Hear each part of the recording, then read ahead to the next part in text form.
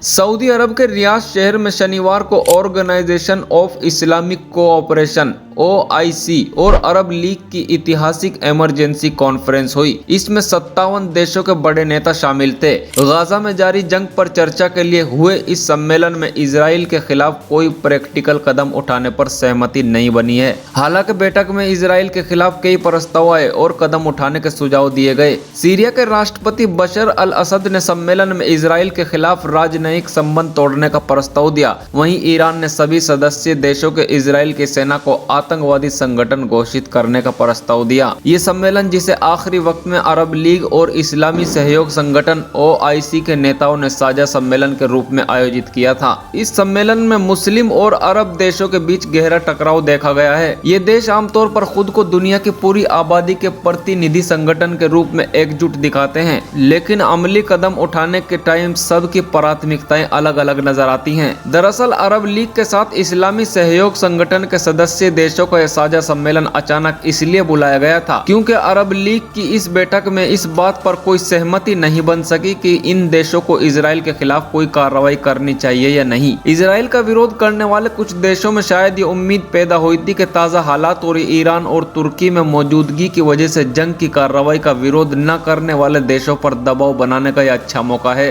अरब नेताओं ने मीडिया को जो बताया है उसके मुताबिक लेबनान और अल्जीरिया ने अरब देश में इजराइल का तेल रोकने का प्रस्ताव दिया था, जिसका संयुक्त अरब अमीरात और बहरीन ने विरोध किया है। शनिवार की बैठक में राष्ट्र प्रमुखों के आधिकारिक भाषणों के बाद और आखिरी बयान में देरी के कुछ घंटों बाद यह आखिरकार साफ हो गया कि इस्लामी सहयोग संगठन की बैठक में इजराइल के खिलाफ संयुक्त कार्रवाई पर कोई सहमति नहीं बन सकी। दूसरी तरफ दुनिया के 57 बड़ी आबादी वाले देशों के नेताओं ने एक गुजारिश पेश की, जिसमें इजराइल के हमले को रोकने के लिए संयुक्त राष्ट्र सुरक्षा परिषद में प्रस्ताव पारित कराना है, जिसमें शायद कोई उम्मीद नहीं है। इस्लामी सहयोग संगठन के सदस्य देशों के पास बेशक इजराइल पर दबाव बनाने के लिए ताकत है, लेकिन इन देशों के बीच आपसी झगड़े और अपने फायदे के टकराव की खाई इतनी गहरी है कि ये कभी एकजुट होकर अपनी ताकत का सही इस्तेमाल नहीं कर सके हैं।